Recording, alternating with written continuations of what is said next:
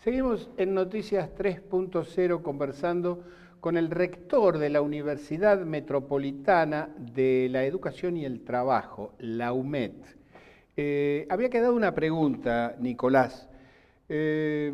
¿Cómo se inserta la UMET en el contexto de las universidades argentinas, sobre todo las universidades nacionales? Porque la universidad privada como que tiene su especificidad y ustedes son una singular universidad privada. Sí, nosotros, según la normativa nacional, somos una universidad de gestión privada, nos consideramos una universidad de gestión social, de gestión social sindical, y la verdad que articulamos mucho con las universidades nacionales, principalmente todas estas universidades que han surgido hace unos 10 años en la región del conurbano, la Universidad Nacional de Moreno, la Universidad Jaureche, ¿no? Y también Avellaneda, Hurlingham, ¿no? Inclusive muchas universidades que han surgido en los 90, que para nosotros son un modelo a seguir, como la Universidad Nacional de Lanús, la Universidad Nacional de Quilmes o la General Sarmiento, La Matanza. Yo creo que son universidades que han venido a profundizar el proceso de democratización de acceso a la educación, que han tenido un impacto increíble en sus comunidades, ¿no? Cuando uno las recorre, por ejemplo, uno va a la Universidad Nacional de José C. Paz y la verdad es que ahí ve a los vecinos, las vecinas, accediendo a ese derecho humano que es la educación superior. Mira, permitime una cosa personal, de mi historia personal.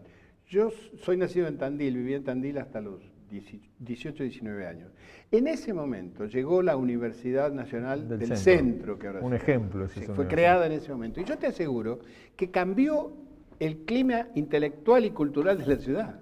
No, bueno, y todo lo que ha implicado hoy, tantos años después, en lo que ha sido, por ejemplo, todos los estudios vinculados a lo tecnológico, a lo informático. Además de eso. Además, pero por poner un ejemplo, no solo el impacto que ha tenido en la formación de muchos profesionales, no solo de Tandil o de Azul, sino de toda esa zona de la provincia de Buenos Aires, y hoy ha permitido reconfigurar el perfil productivo de la región. Entonces, muchas veces no somos conscientes de la trascendencia que tienen nuestras universidades, ¿no? La gobernadora de la provincia decía que los pobres no van a la universidad y se equivoca. ¿No? Obviamente que hay que trabajar fuertemente para mejorar nuestra escuela secundaria, que eso va a tener un impacto muy grande en aumentar la matrícula en nuestras universidades, como universidades donde tenemos universidades populares, con muchos jóvenes que son los primeros en familias que acceden a la educación universitaria, tenemos que trabajar con la diversidad. Eso les pasa a ustedes también, ¿no? Con capital, tenemos que trabajar con la diversidad del capital educativo. Yo soy hijo de universitarios. Hay muchas cosas que para mí estaban dadas. Obviamente. El derecho a la educación universitaria, para mí era un derecho que yo definía si lo quería o no. En el sector popular, el sector trabajador, muchas veces se ve como un espacio que no le pertenece. Traspasar la puerta, que para nosotros es tan sencillo, para el sector popular no lo es. Así que ahí es donde tenemos que trabajar en el acompañamiento, disminuir el desgranamiento que se produce en los primeros años, acompañar una mirada de la trayectoria integral, ayudarlos a muchos de nuestros estudiantes que empiezan a cursar, que tienen materias previas, que antes del mes de julio puedan rendirlas, los acompañamos en ese proceso, a que los tropiezos no impliquen abandonar. ¿No? Muchas veces la carrera universitaria demanda mucho compromiso, pero también demanda sobreponerse a las dificultades iniciales, recuperar la lectura. Tenemos muchos delegados con muy buena formación, pero que no veían la matemática de hacía 30 años. No tienen el ritmo, no tienen esa cosa que, bueno, que como vos decís, los que hemos crecido en un ambiente determinado, nos resulta natural leer todos los días 2 o 3 horas. Sí, bueno, eso es lo que nosotros tenemos que trabajar, porque la educación, siempre se dice, es un lugar común, pero es una realidad, es la mayor herramienta de transformación social. Y una educación de calidad, el hecho de un ingreso temprano, ¿no? En una sala de 2, sala de 3, al sistema educativo, marca una familia y es la herramienta de transformación que permite modificar la realidad de la cuna en la que nacemos. Y por eso es tan importante sostener no solo los niveles de inversión, sino también ser conscientes que si le pedimos todo a la escuela, no todo nuestro sistema educativo, también le tenemos que dar mucho más como sociedad de lo que le damos. ¿No? Porque cuando siempre terminamos marcando que los problemas que tenemos son problemas de la escuela, hay que acompañarla mucho más. Hay que poner plata, Hay que poner plata. Y la escuela no es una fábrica de chorizos. ¿No? Estuvo desfinanciado durante mucho tiempo.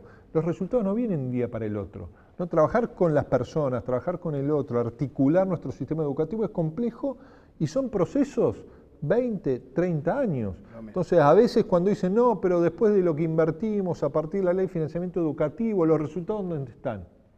Los resultados llevan tiempo. Lo que no podemos hacer es dejar de darle prioridad a nuestro sistema educativo, darle prioridad a nuestros maestros, de realmente poner los recursos donde pretendemos poner nuestras palabras. Porque si decimos que la educación es la más importante, ¿cómo es posible que la paritaria docente se cierre 3 meses después de iniciadas las clases? No, obviamente. Nicolás Trota, me trajiste un libro, cosa que te agradezco. El libro se llama Latinoamérica Piensa, diálogos a fondo con los principales referentes del continente. Contame de qué se trata. Bueno, 2 años viajando por toda América Latina, el privilegio de poder hablar con Lula da Silva, con Dilma Rousseff, con Pepe Mujica, Rafael Correa, Evo Morales, ¿no? Conocer de boca de ellos lo que han sido estos procesos de cambio que ha vivido América Latina, pero también remarcar las propias limitaciones que han tenido estos procesos de transformación, ¿no? Porque si hoy estamos transitando estos años de oscuridad, es porque no hicimos todo bien, ¿no? Obviamente que hay fuerzas externas que desestabilizan, pero también hay responsabilidad propia. Creo que ahí hay que analizar por qué no pudimos profundizar más los procesos de integración, la diversificación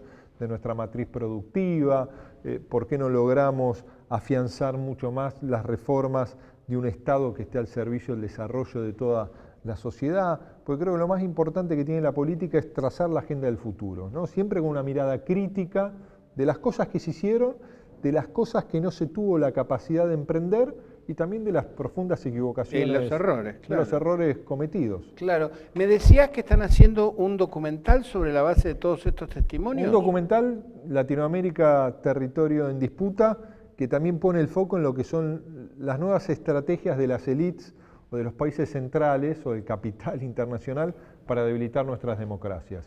Creo que lo que ha ocurrido en Brasil es un ejemplo de eso, donde se proscribió al candidato con mayor caudal de votos después del golpe parlamentario que sufrió la presidenta Rousseff, lo que intentan hacer también en Argentina para debilitar la candidatura de Cristina Kirchner. Sí, todo lo que hemos visto y que está ahora por lo menos tiene estado judicial con las operaciones hechas para inventar juicios y traer pruebas falsas y todo esto, ¿no? Todo esto hay un marco de duda, de sospecha y de manipulación. Yo creo que parte de lo que se observa en Argentina, se observa en Brasil, es la voluntad de usar ciertos sectores de la justicia para influenciar los procesos electorales. En algunos casos intentar correr otros candidatos, en otros casos, conjuntamente con ciertos sectores de los medios, estigmatizar a ciertos candidatos para que pierdan su caudal de representatividad. Bueno, después se tiene que expresar la sociedad, sabiendo que muchas veces la sociedad intermedia vía los medios la situación de la realidad general. Bueno, ahí creo que hay que tener mucha inteligencia para también desde las expresiones populares generar mensajes que interpelen hacia el futuro. Digo, no hay que trazar la utopía en el pasado, ¿no? Siempre tenemos que ser conscientes que lo mejor debe estar por venir, porque la sociedad vota no mirando hacia atrás, sino mirando hacia adelante. ¿Cómo logramos, mucho más en un momento de crisis, hacer imaginar a la sociedad cuál es el camino, ¿no? Y construirlo juntos, que creo que es el desafío que tenemos. Dijiste un concepto que mencionaste, un concepto que es interesante y que me gustaría que amplíes, la idea de Latinoamérica en disputa, o tierra en disputa. ¿Cómo es eso?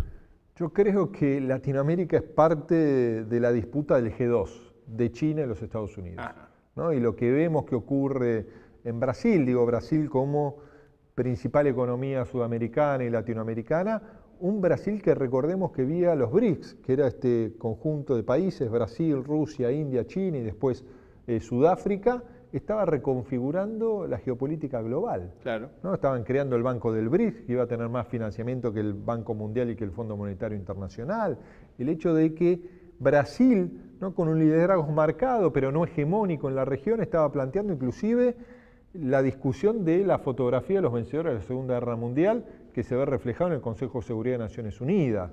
Digo, como América Latina, como los latinoamericanos teníamos un sillón permanente con derecho a veto en el Consejo de Seguridad, y creo que eso es lo que intentan detener, ¿no? Estos procesos autónomos, ¿no?, se montan sobre ciertas equivocaciones o falta de audacia de ciertas transformaciones, pero fueron contra a quien yo considero que es la referencia latinoamericana, que es Lula. Lula cambió de raíz la realidad del país más injusto de América Latina. Logró incorporar casi 40 millones de brasileños a los sectores medios. Para que tengamos idea, una población igual a la Argentina.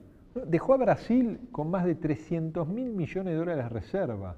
Dejó un país que es acreedor del mundo, no tiene deuda. Y la poca deuda que tiene la tiene en reales, no la tiene en dólares como la tenemos nosotros. Digo, un Brasil que hoy es un zombie, ¿no? Un Brasil que ha perdido todo proceso de liderazgo y que tiene una agenda absolutamente sometida a los Estados Unidos.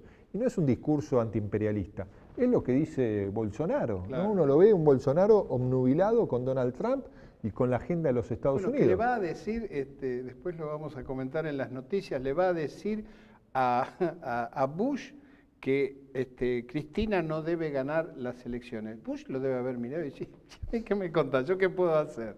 Bueno, pero creo que el desafío que se nos presenta es aprender de todo este proceso y ser consciente que jugar en las grandes ligas no implican solo la audacia de quererlo, sino también la inteligencia de administrar ese poder, ¿no? Yo lo he hablado mucho eso en su momento con Lula, con Dilma y con el propio Celso Amorín, que fue canciller en las dos gestiones de Lula, considerado el mejor diplomático en 2 oportunidades por las revistas más prestigiosas, y la verdad que Celso cuenta que él no cree en las teorías conspirativas, pero que como las brujas las hay, ¿no? Y porque ahí ha habido, más allá de las equivocaciones, una fuerte influencia de los Estados Unidos, y parte es también el corrimiento que tuvo en la gestión de Lula el Brasil, a un proceso más autónomo, mirando a África, que es una región tan importante, ¿no? Hay que remarcar que Brasil es el segundo país del mundo en cuanto a población negra, ¿no? Eso parece que no se sabe. Uno ve la tele y Brasil parece un país blanco. Más de la mitad de la población es negra en el Brasil, ¿no? Lula miró mucho a África, ¿no? Con toda la población descendiente del régimen de la esclavitud. Brasil abolió la esclavitud. Y con la idea geopolítica de que lo que está enfrente no es Europa, es África. Es África, bueno, todo ese eje sur-sur implicó también esa rebeldía, su alianza vía BRICS con Rusia y con China, implicó la voluntad de que volvamos a hacer el patio trasero, ¿no? A partir del 11 de septiembre del 2001, ¿no? Lo que fue el ataque a las Torres Gemelas, hizo que el foco de los Estados Unidos esté en Oriente Medio. ¿No? Y acá el barrio se le empezó a rebelar, empezaron a construir procesos autonómicos y hoy la realidad es que vuelven a mirarnos como el patio trasero. Y parte del problema también es Venezuela. ¿Hay equivocaciones del chavismo? Sí. ¿Hay equivocaciones de Maduro? Muchísimas. Ahora, nadie puede negar que no hay una política desestabilizadora y de fuerte injerencia de los Estados Unidos, y hoy estamos en una situación donde diplomáticos norteamericanos hablan que puede llegar a haber solución militar. Quieren hacer en América Latina de un Irak o de un Siria. Digo, y nuestros países no dicen nada.